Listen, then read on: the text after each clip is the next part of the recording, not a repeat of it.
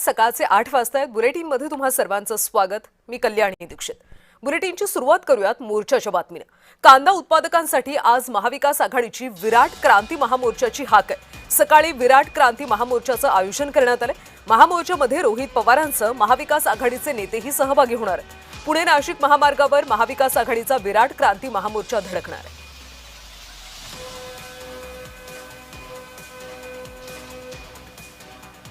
कांदा उत्पादकांसाठी आज महाविकास आघाडीनं क्रांती महामोर्चाची हाक दिली.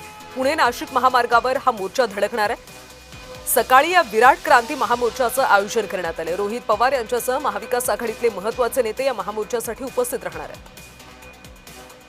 आणि या सगळ्या संदर्भात आपण अधिकची माहिती घेऊयात. आमचे प्रतिनिधी अमोल दरेकर सध्या आपल्यासोबत जोडले गेलेले आहेत. अमोल, कांदा उत्पादकांसाठी महाविकास आघाडीने या मोर्चाची हाक दिलेली आहे. नेमके कोणते कोणते नेते उपस्थित राहणार आहेत आणि प्रशासनाकडून काही खबरदारी घेण्यात आली आहे का? नक्कीच कल्याणी, आपण पाहतोय की पुणे जिल्ह्याच्या मंचर या ठिकाणी असणाऱ्या नंदी चौकामध्ये पुणे नाशिक हायवे हा महामार्ग रोखला जाणार आहे आणि शेतकऱ्यांच्या कांदा प्रश्नासाठी करता हा विराट महामोर्चा आयोजित करण्यात आला. यासाठी काँग्रेसचे प्रदेशाध्यक्ष हर्षवर्धन सपकाळ असतील, त्याचप्रमाणे राष्ट्रवादीचे आमदार रोहित पवार असतील, त्याचप्रमाणे खासदार अमोल कोल्हे असतील, यांसह महाविकास आघाडीतील बडे नेते या ठिकाणी दाखल होणार आहे. आपण माझ्या पाठीमागे पाहू शकता की प्रशासनाच्या वतीनं या ठिकाणी मोठ्या प्रमाणात बंदोबस्त ठेवण्यात आलेला आहे आणि त्या ठिकाणी मोठ्या प्रमाणामध्ये पोलिसांचा फौजफाटा तैनात करण्यात आलेला आहे. कुठला अनुचित प्रकार घडू नये यासाठी प्रशासनाच्या वतीनं खबरदारी घेण्यात आलेला आहे. या ठिकाणी आपण पाहतोय की हा पुणे नाशिक हायवे खरं तर रोखला जाणार आहे आणि यामुळे कुठेतरी प्रवाशांना अडसर तयार होणार आहे आणि या पडलेल्या कांद्याचे बाजारभाव खरं तर शेतकऱ्यांना त्याची किंमत मिळावी या पार्श्वभूमीवरती महाविकास आघाडी सरकारच्या विरोधामध्ये या ठिकाणी. अमोल, तुम्हाला थोडंसं थांबवते. शेतकरी नेते अजित नवले सध्या आपल्यासोबत जोडले गेलेले आहेत. नवलेजी, आज महाविकास आघाडी अशा पद्धतीने महामोर्चा काढणार आहे, तुम्ही सहभागी होणार आहात का? किसान सभा नक्कीच त्याच्यामध्ये सहभागी होईल.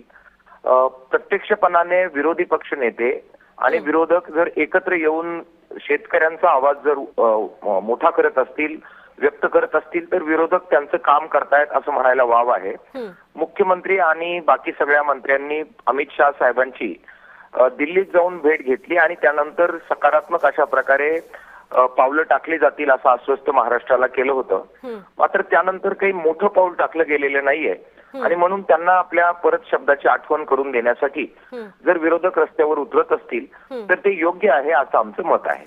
नवलेजी, खरं तर ज्यावेळी तुम्ही मागणी केली त्यानंतर कांद्याला भाववाढ देण्यात आली होती. नाफेड मार्फत कांद्याची खरेदी केली जाते. अजून तुमच्या आता नेमक्या काय काय मागण्या आहेत?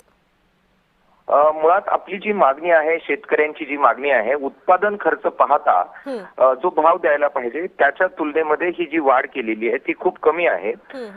1500 रुपये 1700 रुपयामध्ये कांद्याचा उत्पादन खर्च सुद्धा निघत नाही ही वस्तुस्थिती आहे आणि त्याच्यामुळे किमान 3000 रुपयाचा भाव जो शेतकऱ्यांनी मागितलेला आहे तो देणं आणि ज्या शेतकऱ्यांनी आपला कांदा तोट्यात विकलेला आहे त्यांना 1500 रुपयाचं अनुदान शेतकऱ्यांना देणं ह्या प्रमुख मागण्या आहे.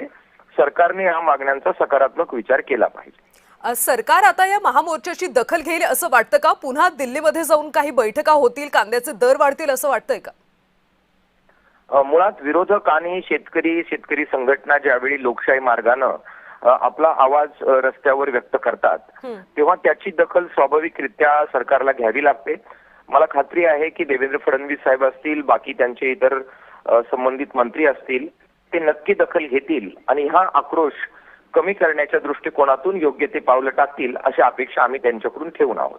जर अपेक्षित अशी भाववाढ कांद्याला मिळाली नाही, दरवाढ मिळाली नाही, तर पुढची भूमिका तुमची काय असेल? कांदा उत्पादक पट्ट्यामध्ये हे आंदोलन विस्तारत जाईल.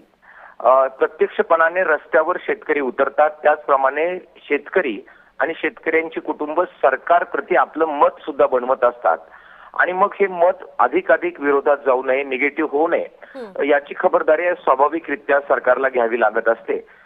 मला याची पूर्ण जाणीव आहे की मागच्या लोकसभेच्या निवडणुकीत कांदा उत्पादक पट्ट्याकडे असं दुर्लक्ष केल्याचा परिणाम मताच्या रूपानं भाजप आणि त्यांच्या मित्रपक्षांच्या विरोधात झालेला अनुभव हा महाराष्ट्राने आणि देशाने घेतलेला आहे आणि त्यामुळे पुन्हा एकदा कांदा उत्पादक पट्टा राजकीय दृष्टिकोनातून आपल्या विरोधात अधिक जाईल अशी कोणतीही कृती भाजप आणि सरकार करेल असं मला वाटत नाही.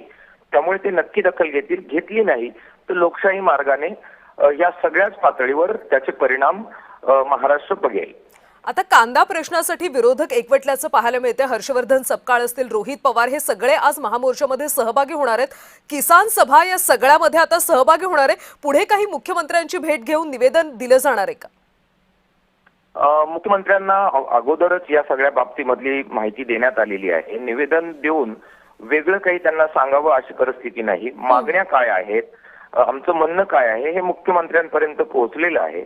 त्यामुळे आता कृती करण्याची जबाबदारी त्यांची आहे. वारंवार भेटून किंवा बैठका घेऊन यावर मार्ग निघणार नाही, तर प्रत्यक्षपणाने सरकार दोन्ही पातळ्यांवर त्यांचं आहे. राज्यात आणि केंद्रात अधिकार त्यांच्याकडे आहे, तिजोरी त्यांच्याकडे आहे. त्यामुळे आता निर्णय मुख्यमंत्र्यांनी घ्यायचा आहे. नक्कीच नवलेजी, त्यामुळे आता मुख्यमंत्री काय निर्णय घेतील, तुमच्या अपेक्षा, तुमच्या मागण्या पूर्ण होतील का हे पाहणं अतिशय महत्त्वाचं आहे. नवलेजी, खूप खूप धन्यवाद या सविस्तर प्रतिक्रियेसाठी.